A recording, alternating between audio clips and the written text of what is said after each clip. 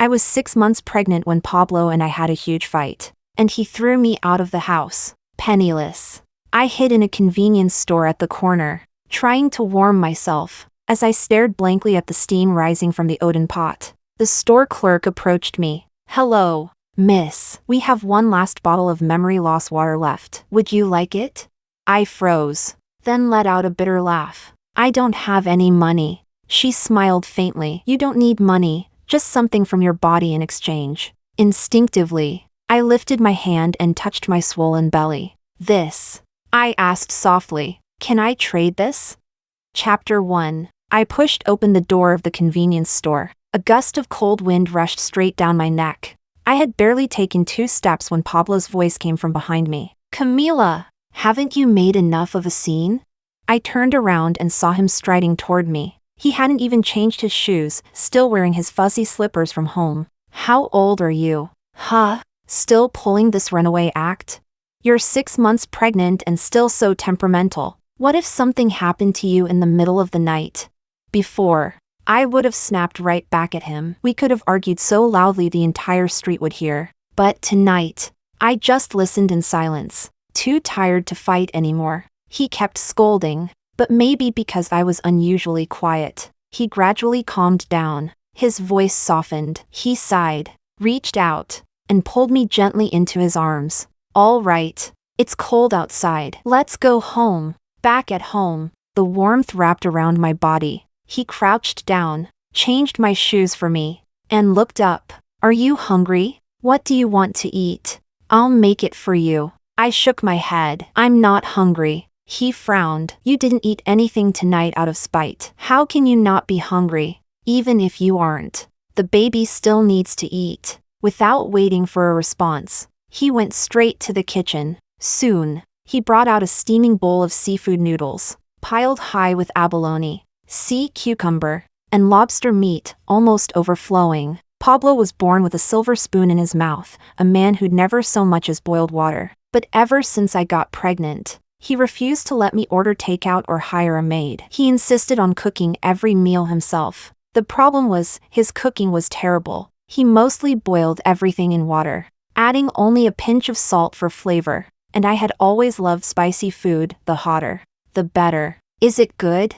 He sat across from me, watching me intently. I nodded, picked up some noodles, and said softly, "It's fine." But the seafood hadn't been cleaned properly. The fishy taste was strong, making the bland broth even harder to swallow. I forced down each bite, one after another, ignoring the nausea rising in my throat. Then his phone rang sharply. "Something urgent at the company," he said as he grabbed his coat and car keys. "Stay home and don't go out again." The door slammed shut with a loud bang. I put down my chopsticks, staring at the half-eaten noodles. My stomach churned violently. I ran to the bathroom and threw up until I was dizzy and weak. When it was finally over, I leaned against the cold tile wall, tears streaming uncontrollably down my face.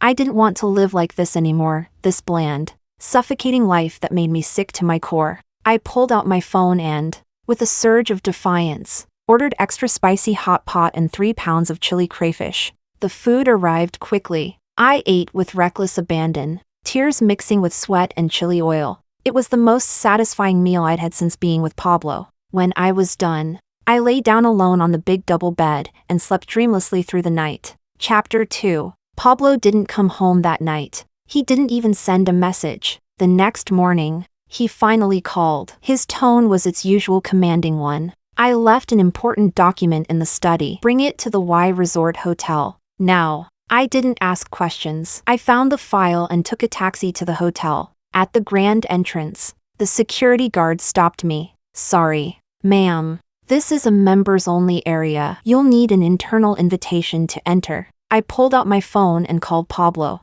Once, twice, no answer. The wind was biting cold. I pulled my coat tighter and waited. Nearly an hour passed. My feet had gone numb when I finally saw Pablo's assistant, Elise, rushing out toward me. "Madam, so sorry. So sorry. Mr. Pablo's in a meeting." He apologized repeatedly and led me to a large villa, saying Pablo had been working there lately. When Pablo saw me, his brow furrowed immediately. I asked you to bring a file. How could you take so long? You can't even do something this simple? I was already there, I couldn't get in. I called you many times. But you didn't. He cut me off. Impatient. Enough excuses. You can't even handle this. And you still dream of going back to work? You can't deliver a document properly. What else can you possibly do? His words pierced like needles. I had brought up working again many times, but he always refused. Pablo, don't need my woman out there showing her face to make money. Just stay home and enjoy life. I took a deep breath and swallowed my frustration. The file's delivered. I'll go now. What's the rush?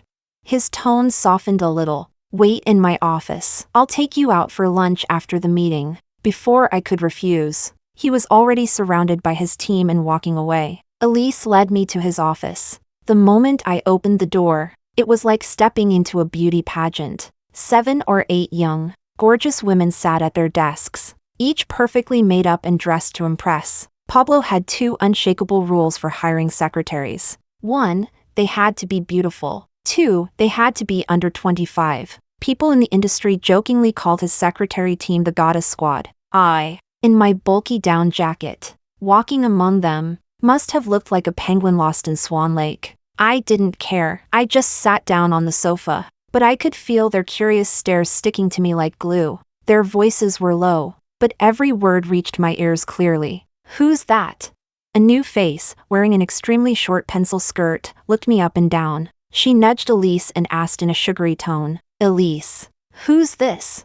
Elise answered quietly, the boss's wife. The young secretary's eyes widened, and her voice jumped slightly in surprise. The boss's wife? Is she a celebrity or something? She's covered up like one. Elise shook her head. No, she's not. The girl pursed her lips, her tone dripping with mockery. Oh, not a celebrity? Then why all the hat and mask, trying that hard to look mysterious?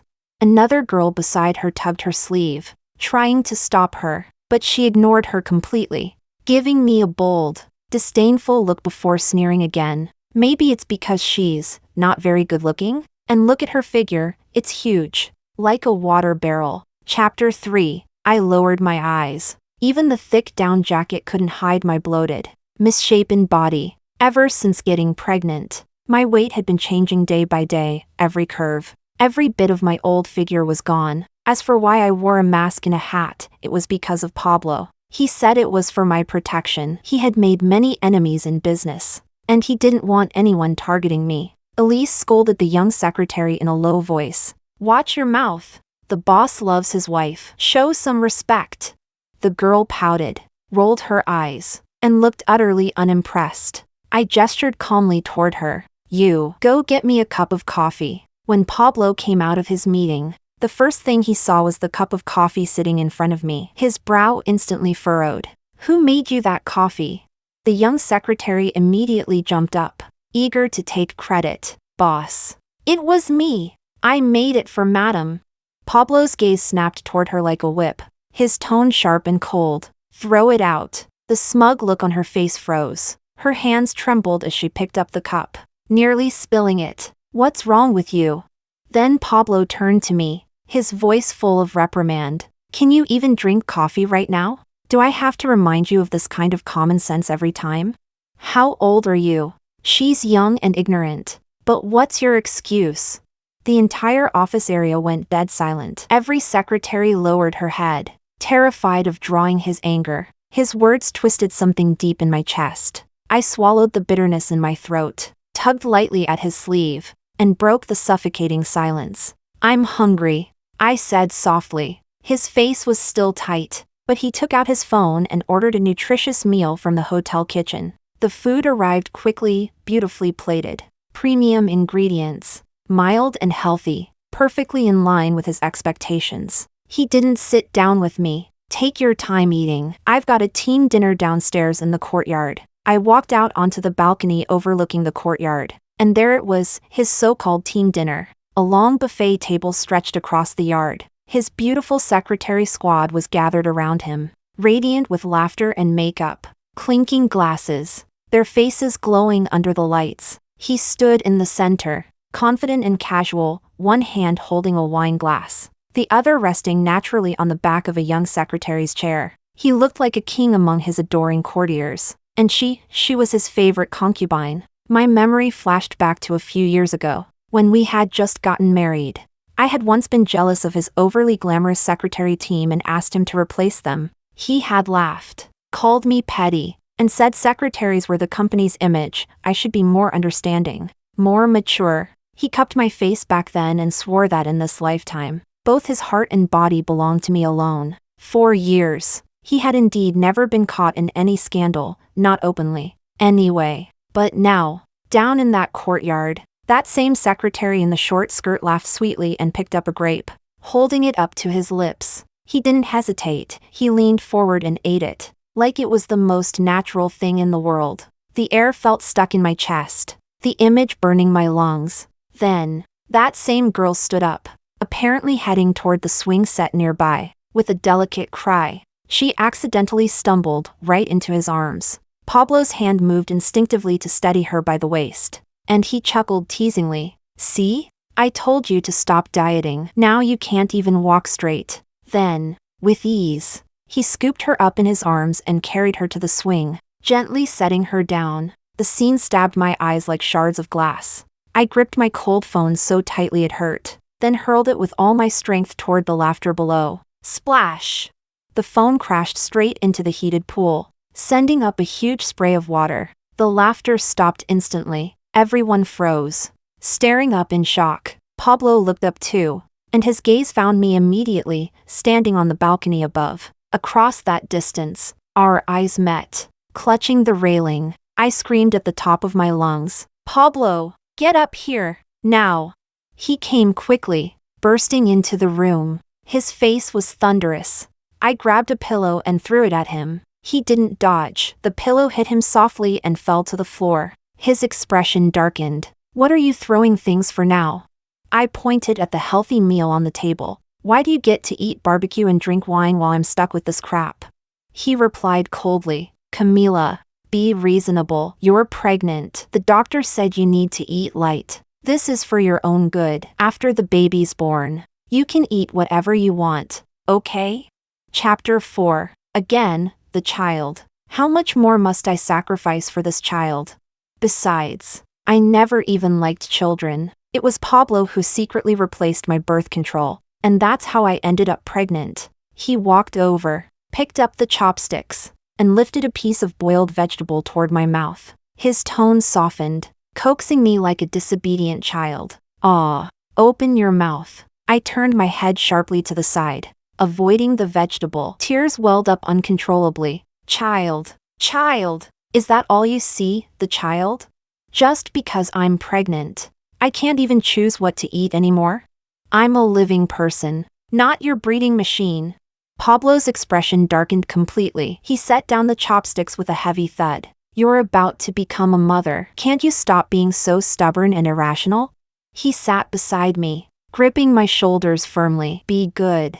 Stop it. Just endure 4 more months. Once the baby is born, it'll all be over. After this one, we won't have any more." He picked up the bowl again, scooped some rice, and brought it to my lips. His eyes were filled with determination. It was clear he wouldn't stop until I ate. I had no strength to resist. I opened my mouth and mechanically swallowed the tasteless food. He continued feeding me, one spoonful after another, almost forcing me to finish everything. "Good girl," he finally said.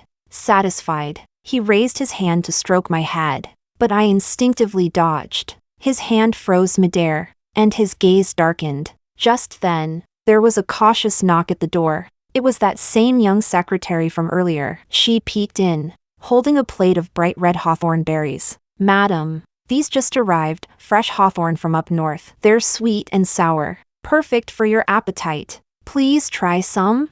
Pablo stood up and took the plate. "Thank you." He paused, glanced at her, and said, "I'll be giving a media interview soon. Stay here and take care of madam." The secretary's smile faltered, but she didn't dare object. She pouted slightly. "Yes, boss." Pablo strode out of the room. The secretary sighed dramatically and began pacing restlessly, clearly annoyed. She kept glancing toward the door, her mind already at the interview site. You don't have to stay here. I said, go do your work. Oh no. She said quickly, the boss told me not to leave your side. I have to follow orders. A wave of irritation rose in my chest. Rather than suffocate in the same room with her, I might as well go out. Fine. I said, standing up. Let's go watch the interview. Her eyes lit up immediately. She hurried after me. The interview was being held in the hotel's grand banquet hall. When we arrived, the room was packed with reporters, cameras flashing toward the man on stage, dazzling, confident, commanding attention. Pablo sat gracefully, answering questions with charm and humor, drawing waves of laughter from the audience. A female reporter stood up to ask, Mr. Pablo, congratulations on being voted the most popular entrepreneur of the year once again. We've noticed you have a large female fan base, and everyone's very curious about your relationship status. May I ask, are you married?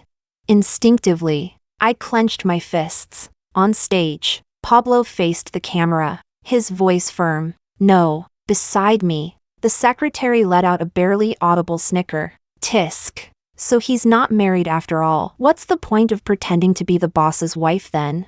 Yes. I wasn't anyone's Mrs. CEO. Pablo and I had never registered our marriage, never held a wedding. He once told me that, as the head of a listed company, his marital status had to be made public for my safety, and to avoid being targeted by his business rivals. We couldn't make it official yet, and I believed him. The reporter pressed further. Then, Mr. Pablo, does that mean you're currently single? Pablo smiled smoothly at the microphone. Yes. A sharp buzz exploded in my mind. Next to me, the secretary could barely contain her glee, her face glowing with mockery and delight. My blood seemed to turn to ice. The world went dark around me. My vision blurred, spinning, twisting, everything distorting into chaos. Then the shouts came. Someone's fainted. There's so much blood. And before I lost consciousness completely, I vaguely heard a voice in the distance, hoarse, panicked, broken. Wife! Pablo's scream. Chapter 5. I woke up to the sharp smell of disinfectant. Pablo was sitting beside the hospital bed. His expensive suit was wrinkled beyond recognition. His trousers stained with dark, dried blood. One of his hands clutched mine tightly, while the other supported his forehead. His eyes were closed, brows knitted together, dark circles heavy under them. He must have stayed here all night. Sensing movement, he jolted awake. When he saw my eyes open, he immediately leaned closer, his eyes bloodshot. His voice was hoarse and trembling. You're awake. Honey, do you feel any pain? Does your head hurt? Your stomach? I didn't answer. I struggled to lift my other hand and touched my abdomen. It was empty. Where's the baby? Pablo's eyes turned red, moisture gathering in them. He lowered his head, his shoulders shaking slightly. Gone. Honey, our baby is gone. He sounded like a man who had just lost the most precious thing in his world. Consumed by grief, I closed my eyes. Hot tears slid from the corners and soaked into my hair. He pressed his face against mine. Why? I was so careful. I swear I was. His voice broke. Maybe it was the hawthorn. It promotes blood flow. It's my fault. I didn't know you couldn't eat that. I shouldn't have let her bring it in. His belated remorse made my temples throb in pain. My head hurts. I interrupted weakly. Shut up. He fell silent immediately, his red eyes lost and helpless. After a while, he steadied himself and tried to comfort me with that same tone he always used. Honey, don't be too sad. We're still young. The baby. I'm not sad at all. I opened my eyes and cut him off. Calm and cold. He froze, clearly unprepared for that response. It's okay, he said hesitantly. Once you recover, we can try again next time. I don't want to have another. I looked him in the eye and repeated clearly. I don't want children. He opened his mouth, then closed it again, staring at me in confusion. I knew what he was thinking. Deep down, he was an old-fashioned man, the kind who believed a perfect life meant a loving wife and children, a complete family. When I'd first found out I was pregnant, he'd been giddy like a child. He personally oversaw the renovation of 2 children's rooms, one painted sky blue with toy cars and dinosaurs, the other pink, filled with Barbie dolls and plush toys. Back then, he'd held me in his arms, smiling with rare tenderness. No matter if it's a boy or a girl, we'll only have this one. We'll give it all our love. Now, those 2 rooms would forever remain empty. This miscarriage was just an accident. He tried to reason with me. Next time, I'll be more careful. I'll take even better care of you. I don't want children. I said it a 3rd time. Pablo's eyes dimmed gradually, turning dark and unreadable. His eyes were bloodshot when he finally spoke, his voice barely above a whisper. All right, as you wish. No more children. He paused, as if making a painful decision. When you're discharged, I'll get a vasectomy. I won't let you suffer again. I pulled my hand from his grasp and turned my back to him. I'm tired. I want to sleep. Please leave. A quiet choke escaped his throat. All right, I won't bother you. He stood up, tucked in my blanket gently. Rest well. I'll go home and bring you some clean clothes. Chapter 6. I stayed in the hospital for 3 days. Pablo kept insisting I wasn't fully recovered and wanted me to stay longer. But I couldn't stand the stench of disinfectant anymore. I insisted on being discharged. Back in that wide, cold house, a thought rose in my mind. I want to go back to my hometown for a while. My hometown was a quiet seaside town. Pablo didn't hesitate. Of course, once I finish this acquisition case, I'll go with you. We can treat it as a little getaway. No need. I'll go alone. His expression stiffened. He watched me carefully, as if afraid to say the wrong thing. Honey, are you angry with me? Do you think I didn't take good care of you, or the baby?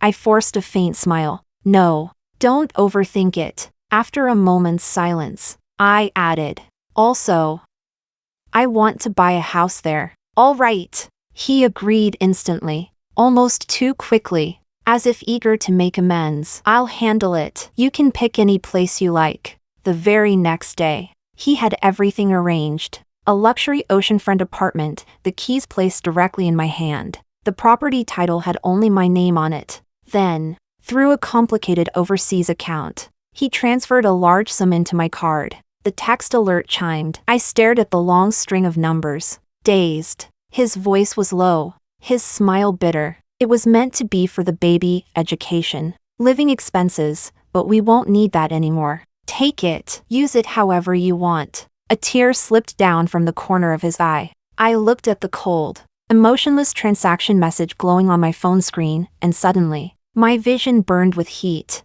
I gazed at the man before me, now worn and fragile, and asked softly, Pablo, will you have hot pot with me? The spicy aroma of chili oil filled the little restaurant, steam curling through the air. Boss, do you have any private rooms? I asked through my mask. The busy owner didn't even look up. Private rooms? All taken. You'll have to wait, or sit in the main hall. Pablo squeezed my hand. We can sit in the hall. It's fine. I glanced at him in surprise. Before, he'd never allowed that, always insisting on private rooms only. Too noisy, too crowded, too public, he'd say. This time, I shook my head. No, let's wait for a private room, I said, pulling my hand from his. I prefer somewhere quiet. His face was too recognizable. I didn't want anyone seeing us, not now. After more than an hour, we finally got a small private room. The hot red broth soon began to boil, full of chili and peppercorns. After just a few bites, Pablo was sweating, breathing hard, gulping down a bottle of cold water. Maybe we should switch to a mild broth? You can have the spicy side, I suggested, watching his flushed face. No need, he said quickly, dipping another slice of beef into the fiery soup.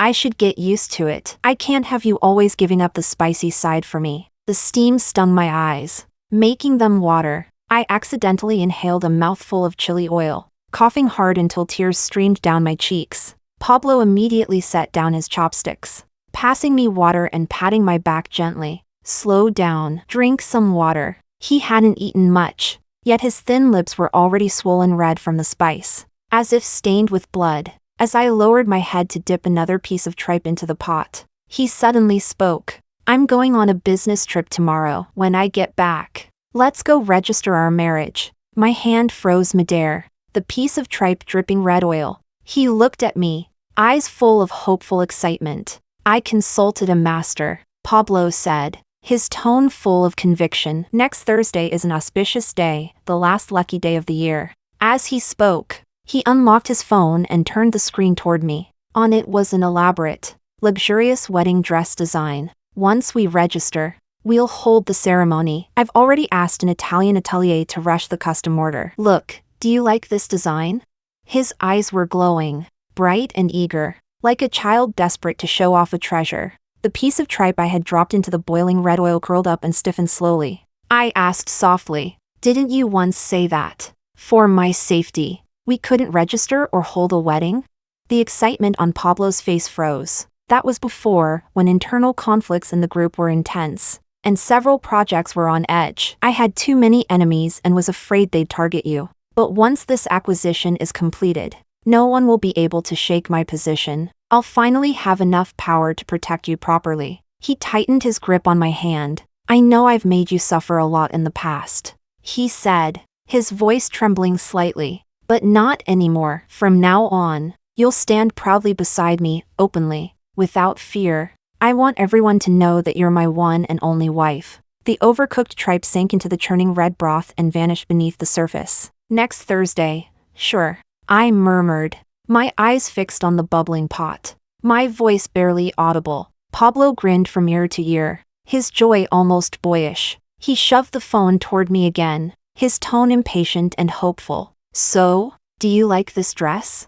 I glanced at the ornate gown on the screen, the diamonds, the lace, the impossible extravagance, and nodded faintly. It's nice, perfect. I'll tell them to speed up production, he said quickly, fingers flying across the screen as he typed. And the wedding, where do you want it? Bali? The Maldives? Or that European castle you mentioned before? I'll make it happen. I lowered my gaze, biting down on the crisp vegetable in my mouth until it snapped. My voice was muffled. Let's just eat. We can talk about it later. The enthusiasm in his face dimmed slightly, his joy dampened by my indifference. Still, he tucked away his phone but kept talking, lost in his own plans. I think Bali and the Maldives would both be great, sunshine, beaches, or maybe that European castle. We can shortlist a few and take our time choosing. The wedding should be in spring or autumn, not too cold, not too hot. You'll be comfortable in your dress. He spoke excitedly about the future, every detail, every plan, meticulously thought out, while I stared at the boiling red broth, my expression unreadable. Chapter 7. I didn't hear a single word of what he was saying. When we finished eating, the enthusiastic restaurant owner gave us a pair of bright red matching couple mugs as a gift. Looking at the cups, a sudden thought struck me. I had forgotten something important. Oh, right. Last time I went to your company, I think I lost an earring. I want to look for it. Pablo didn't suspect a thing, wrapping an arm around my waist. He said, sure. I need to stop by the office anyway to grab a document. The office tower still glowed brightly in the night. I walked straight to Pablo's desk and bent down, pretending to search. Did you find it? He asked, walking over with a folder in hand. I shook my head. No, maybe I remembered wrong. My eyes fell on his desk, on a mug printed with the logo of a famous designer brand. Pablo, where's the cup I gave you? It was from our 4th anniversary, a pair of handmade ceramic mugs I'd made myself at a pottery studio. They were ugly cute, one shaped like a proud little tiger with his name on the bottom, and the other a squirrel clutching a pine cone with my name carved beneath. I remembered clearly how he had taken the squirrel cup from me, saying, "This one looks like you. I want this one, so I can think of you every time I drink water." Pablo paused, then seemed to recall it. Oh, that handmade one? Lisa liked it, so she swapped it for this designer cup. Lisa, the secretary who brought me Hawthorne, mocked me in the office, and accidentally fell into his arms. So, he had never fired her. A cold wave of fury rushed through me, my fists trembling. That's my cup! My voice rose sharply, slicing through the office silence. Tell her to give it back, now! My shouting reached the secretary room. The door opened, and Lisa poked her head in, holding that familiar squirrel mug in her hand. Her face wore a perfect blend of innocence and smugness. Boss. Madam, were you talking about this cup? I lunged forward, reaching for it. Lisa gasped in feigned panic, her wrist trembling. Crash! The cup hit the floor with a sharp crack, shattering into countless fragments. Lisa covered her mouth, eyes welling up with tears, her voice trembling pitifully. I'm sorry, madam. I didn't mean to. I looked down at the scattered shards, especially the bottom, shattered beyond repair. Strangely, I felt relieved. Before I could speak, Pablo suddenly erupted, like a tiger whose tail had been stepped on. He turned toward Lisa and roared, his fury echoing off the walls. Are you useless? You can't even hold a cup properly? The raw anger and pain in his tone were so obvious. It was as if that broken mug were some priceless treasure. I froze, startled by his overreaction. Pablo dropped to his knees, trembling fingers picking up each shard, piece by piece, as though he could somehow piece it back together. Lisa went pale, completely stunned, probably never having seen him so furious. Boss. Shut up, Pablo barked coldly, not even glancing at her. The sharp edges sliced into his fingers, blood welled instantly, dark red drops staining the white porcelain. I stepped forward, gripping his wrist. Stop it. He tried to pull away, stubbornly. No, this was made by you. I kept my face blank, emotionless, even as a small laugh escaped me. You never cherished it when it was whole, and now that it's broken, you suddenly act like it means everything?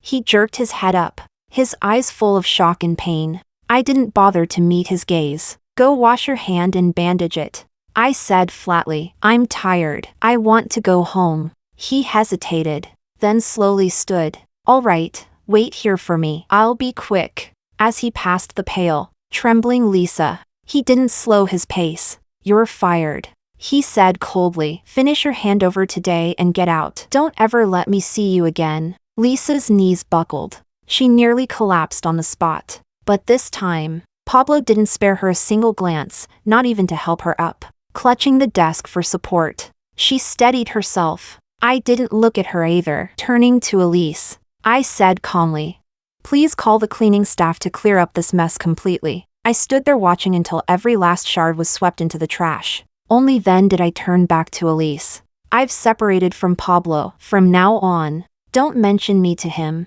For a brief moment, surprise flickered across her face, but professionalism quickly took over. She nodded slowly. Yes, madam. She caught herself mid-word, hesitating, realizing the title no longer fit. She opened her mouth again, but said nothing. Chapter 8. She probably never even knew my name. Pablo returned soon after, a flimsy band-aid on his finger, the dried blood still visible. Darling, let's go home, he said softly, reaching for my hand. I only hummed in response and slid both hands into my pockets. When we got home, he started packing for his business trip the next day. I went to take a shower, then climbed into bed and fell into a deep, peaceful sleep, one of the best I'd had in years. The next morning, Pablo had already prepared breakfast. He was holding the kettle, about to make coffee. I walked over and gently pressed down on his hand. Don't drink coffee, I said. From my bag, I took out a bottle of memory loss water, identical to a normal bottle of mineral water, and handed it to him. Drink this instead. I bought it specially for you. A wave of tenderness flooded his eyes. He had never refused anything I gave him, and this time was no exception. Without even asking what it was, he unscrewed the cap and drank it all in one go. When he finished, he wiped his mouth and smiled at me. What kind of water is this? It tastes different. I looked at him and smiled, a genuine, weightless smile. As long as you like it. At the door, as he was leaving, he leaned down out of habit to kiss me. I turned slightly. His lips brushed my cheek instead. He didn't seem to mind, pulling his suitcase with a cheerful tone. Wait for me, darling. I stood by the door, looking into his eyes. My voice was calm. Goodbye, Pablo. After he left, I moved quickly. I erased every trace of myself from the house, clothes, skincare, books, even the bowl and chopsticks I always used in the kitchen. Not a single strand of hair was left behind. Everything was packed into boxes and shipped to my seaside hometown. When the courier carried away the last box, I stood in the empty, cold living room and looked around. There was no longer any sign that I had ever lived here. Winter at home was warm, even in December. The temperature hovered around 20 degrees. The sea breeze carried a hint of salt and comfort. I opened a small cat cafe. The cats I raised were sleek, affectionate, and soon became local favorites. The shop thrived quickly. One lazy afternoon, sunlight spilling through the windows, I dozed off on the couch with a ragdoll cat in my arms. The warmth of the sun made both of us drowsy and content. The wind chime at the door jingled softly. "Welcome," I called out, lifting my head. The moment I saw the person who entered, my body froze, my arms instinctively tightening around the cat. It was Pablo. Chapter 9. He had lost a lot of weight. His cheeks were slightly sunken, and his complexion was an unhealthy shade of pale. Exhaustion and weariness were etched deeply between his brows. He walked toward me. My whole body tensed. My fingers unconsciously tightened around the soft fur of the cat in my arms. The cat meowed in protest. Squirming unhappily, Pablo stopped in front of me, his gaze falling on the cat I was holding. The way he looked at me was completely unfamiliar, like he was staring at a stranger on the street. And yet, beneath that strangeness, there flickered a faint trace of confusion, of something lost. "Excuse me," he spoke at last, his voice hoarse. "Is the cat in your arms for sale?" The distance, the unfamiliarity in his tone, was so real, so final. The weight in my chest sank heavily. The memory-erasing water had truly worked. "I'm sorry," I heard myself say, my voice calm and detached. "This one isn't for sale," he persisted.